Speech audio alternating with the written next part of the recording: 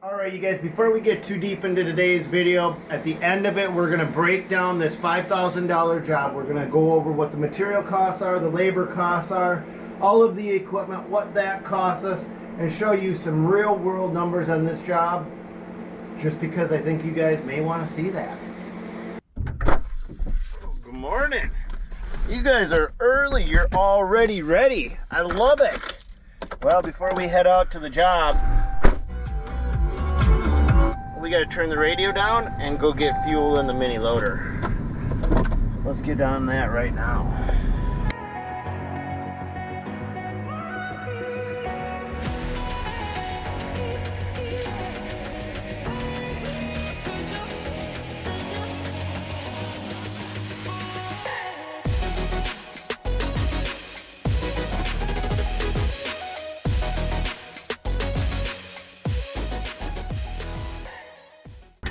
We're gonna break this $5,000 job down into a 3-part mini series where we cover all of the expenses associated with doing a project like this, including the material costs.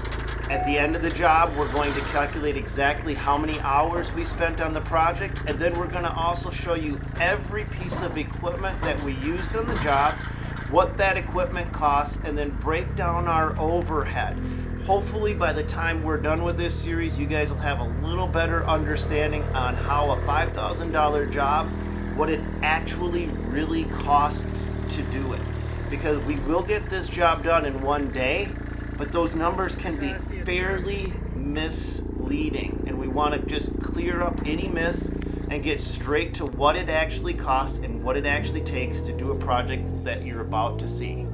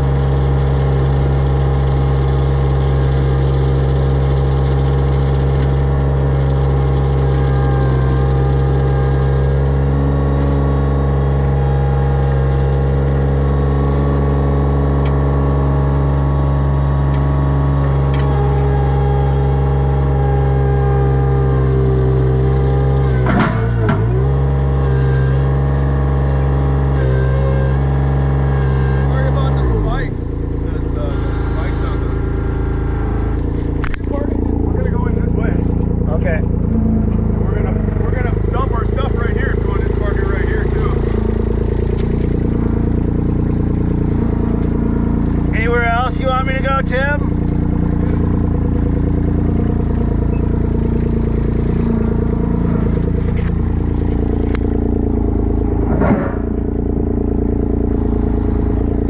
Alright, let's go see what we got cooking.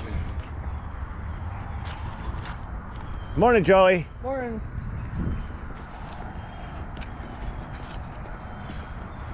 God, it smells like forest out here, doesn't it? Can't smell. Yeah, too bad for you. It smells good out here. Does Fall. it smell good, Joey? Yeah. It does smell good, doesn't it? It does. Kind of smells like fall, right? Yeah, that's right. So, Yep. this is why we couldn't use a skid steer. We didn't want to tear all this up. Oh, you didn't want to tear this grass up right here? So this is our path in and out, huh? That's it. Okay. I was thinking maybe that way, but that's the townhome association's property up to a certain point. So you're gonna have to get permission. All right, you guys, I'm gonna actually jump in here because I think this is a pretty major point that we just glossed over. And sometimes the challenges on your job are going to be the advantage to you actually being able to land the job. And what I'm talking about is if you have 1 or 2 other contractors that come out and they see all these challenges and issues before them, they may not even want to tackle the project. But when you come out and you see all the challenges and issues that lie before you, if you can come up with a creative solution that overcomes those obstacles, a lot of times you'll be able to land a project. In fact, we've landed so many projects, Tim and I, because we actually take the time to address all of the issues ahead of landing the job. We'll actually discuss the different different paths, the different ways that we can do a job with the customer and come up with a creative solution that meets the customer's needs. And as soon as you guys start to do that, the customer realizes that you're really trying to invest into their project to do the best possible job. Okay. So right here, we just moved the air conditioner, and it's sitting over there, but you can see that this has sunk pretty drastically. So we're going to move some of this rock, build this back up with some soil, get it pitching, you know, maybe do like a little swale. So if you look at the black right there, that's how much this whole thing has settled down, hasn't it? Oh, that whole, I bet that whole blue part of that hose was buried at one point. Maybe. Right there, I mean, because look how high that was. Well, maybe that hose wasn't buried, but that's where the see where the dirt was. That's where the gray. Okay, so we got to pop all these. But you can see that it really shot down fast behind. Look at behind that blue line where they got the black. Yeah, that's what I'm saying. That black represents it, but I bet that's the line where the grade could and should come up to, is like there. Right. We can't go. You want to stay down about 6 inches. 8 inches. Yep. So I'm gonna get some boulders for just right here. Okay. And I think we can just come across and kind of end it right in here. We can chop some of this down. There is an electric line back here, but we can take some of this down right here and push it up too. If we wanted to get creative, but then we'd be creating a swale right here. Well, we're gonna need, I'm gonna see where Joey just was walking. Yeah. That's gotta come up a little bit. Yeah, too. I can see. I was just gonna say, man, that whole thing looks, the whole drip line of the house, you can just see where it. But I need some fabric and boulder. It just looks like, I don't know, dirt. Where did all the dirt go? So if it was a washout, you'd see dirt. You'd see something like where it was washing, right? So he said this was built in 2014, which makes me wonder what if they backfilled in the wintertime? They just, yeah, it just settled. It just settled. Because normally you think you'd see some kind of washout. No, that's, so they probably backfilled in the winter. They didn't compact. Right, or it's big frost chunks. Yep, and that's because that's about how much settlement you will see. This is a great point. This is about how much settlement you'll see if it's non-compacted and they backfill in the winter around here. Right here, that's a good 12 to 16 inches. I don't know how much do you think that is? Joey, how much settlement you think that is? I think you're probably right. Pretty close. Pretty close to what? 12 inches. Yeah. Yeah, this got to be a good 12, 14 here, and then 8. I mean, it's. I don't know. And that's not even on a full pump. Oh, tamales. Oh, you gotta be kidding me. That's a lot of rock we gotta get out. We gotta get all this out, right? Yeah, so what I was thinking is we're gonna just move some of these hostas right here. What if we were just to throw it down below, and that way later you can come in and scoop it and we can throw it back up and rake it out. What if I just came in right here and just scooped it right up? Where do you want to put it? Where do you want me to put it? We're trying to minimize turf damage. So I can just put it down there. Drive it down here, put it on the end. We'll be driving over it to build the wall, or we can build the wall from behind here. Yeah, we can keep the hostas there for now. I can't lift this by myself. The buddy system. Get it out of here. We have a mini loader that would just come in and go bloop, pick that up, move it over. But yeah, you guys work on that for a while. Use that rock to pry that up, because that makes a lot more sense than saving your back, your fingers, your nose picker. For sure. What? Keep going. Why don't you say it to us? I'm just saying, work harder, not smarter, Tim. Remember, and always lift with the twisting, jerking motion. That's what I just did earlier. And my back feels really good, Killer. Oh, there you go. There you go, Joey. Yeah, no, 2 other guys just standing here, Joey. Just grab it and go. There, he's like, well, maybe if you guys would shut up and work.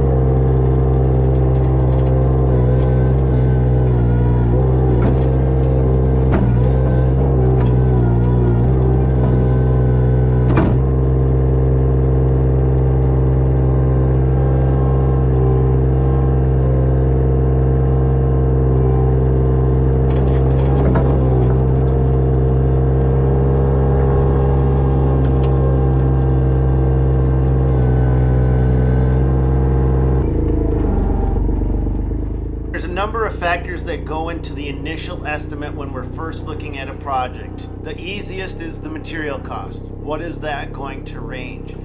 But there's two other factors that oftentimes get overlooked or miscalculated. One of them that really impacts guys, and they don't know it until the end of the year, is overhead. Not calculating your overhead on a daily basis can really bite a guy in the butt, and not correctly guesstimating your labor hours on a project can also hurt a guy. But there's a way around both of these, and it's called job costing. And what you want to do, well, we're actually going to job cost this at the end of this series, but a quick synopsis of what job costing is you get into a job and you keep track of every single expense on that project. And one of the most important expenses to keep a close watch on is how long it takes to do that job. Because however long it takes to do that job is going to be your estimate for the next time you do something even slightly similar to what you're doing when you did the job costing. Every single project should be job costed, because the more you do job costing, the more accurate your numbers are and the less you be guessing on your estimates. Job costing is one of those things that I can't recommend enough.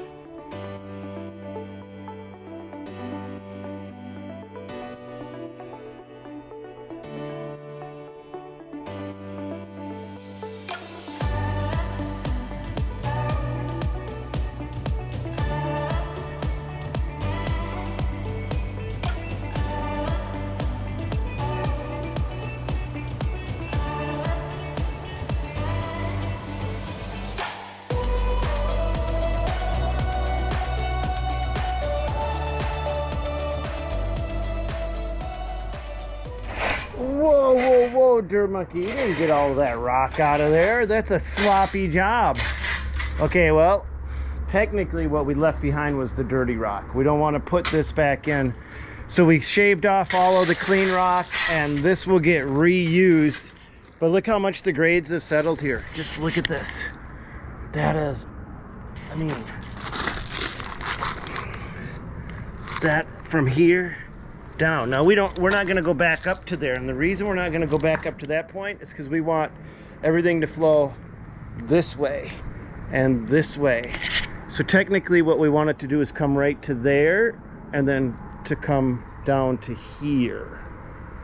And this rock right here, this dirty rock, what we're going to do with that is that it can just get reincorporated right back. It's structural fill soil. So there's nothing going to be wrong with reusing some of that, but we've shaved off all the stuff that we can reuse, and this isn't worth the bother of, what do you think this is, 2 wheelbarrow fulls? It's not worth the bother trying to clean it and to throw it back in with the clean rock, and then it'll just make it all look dirty, and then we got organic matter sifted into the top. So there's no reason to reuse that.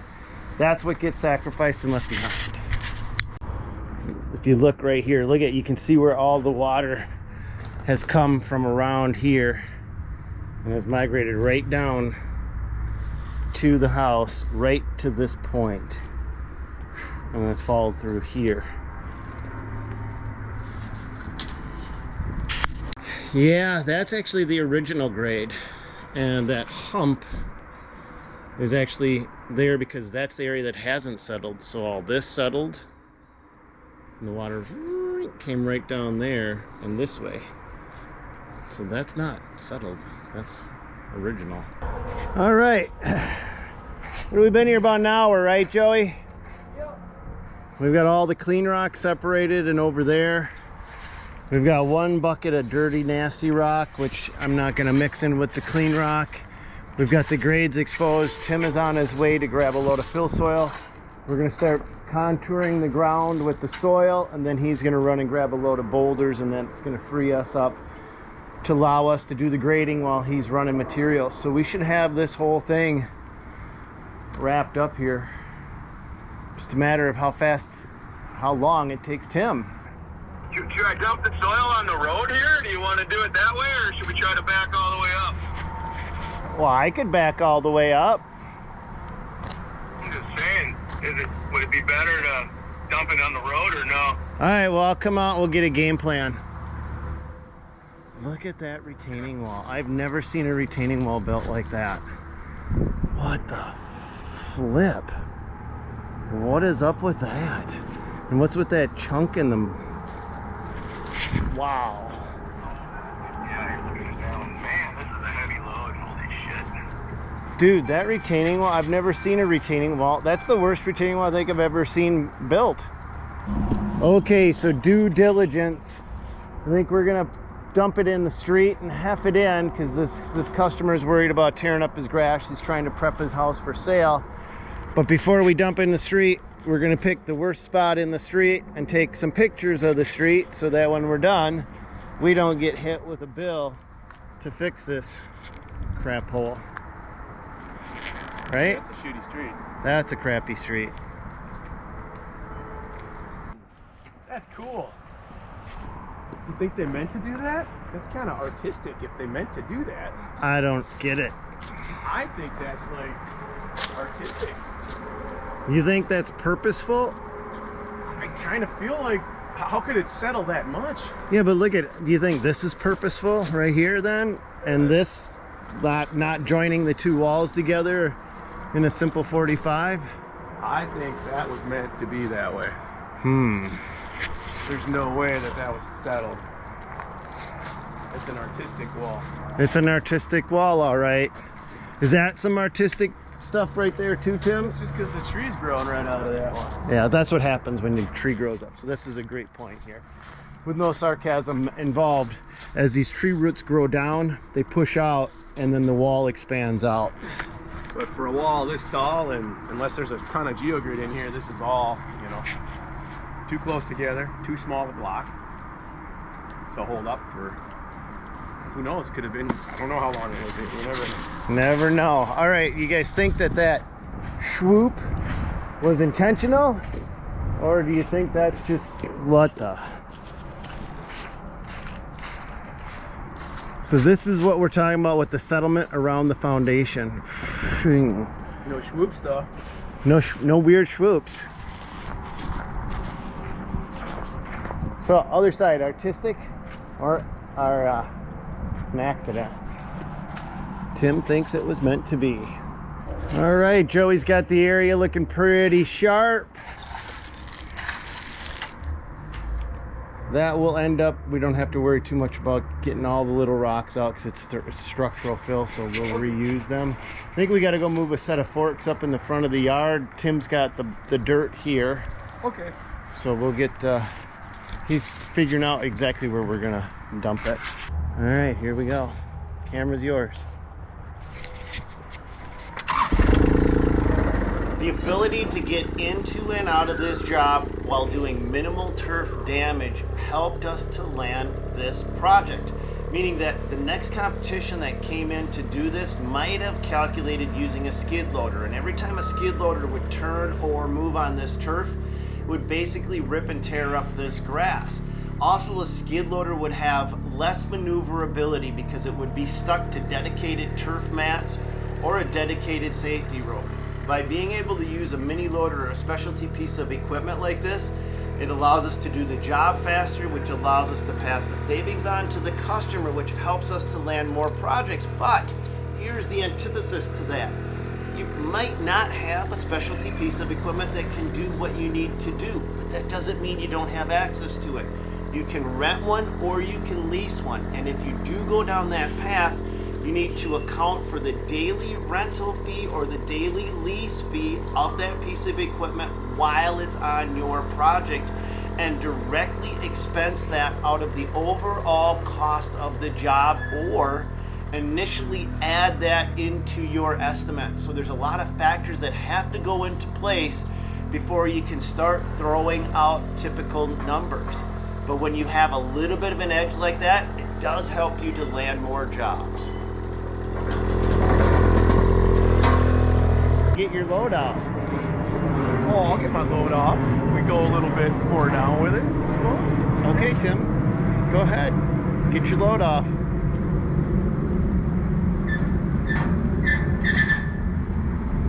Latch is in the middle. Yep. All right. Not really making a difference, is it? No, it doesn't. It doesn't make that much of a difference. That hill. I just don't let me nick the driveway. Okay. Bent your license plate too. That's always been done. Then you're gonna have to speed some of this up. Hup, hup, hup. You can't go any further forward without hitting that driveway. Look, he's already. Look at. See that trailer yanked all that grass out. Yeah, that sucked. Mm-hmm. I'll turn around, come up and back in this way. Maybe that'll work, huh? Oh yeah, that'll work. You can go all the way out to the street and turn around and come in. Don't know how I'm gonna turn around otherwise. There's nowhere back here to turn around. All right. Over the next 3 days, we're going to detail break down this project and take you along to show you what the work is.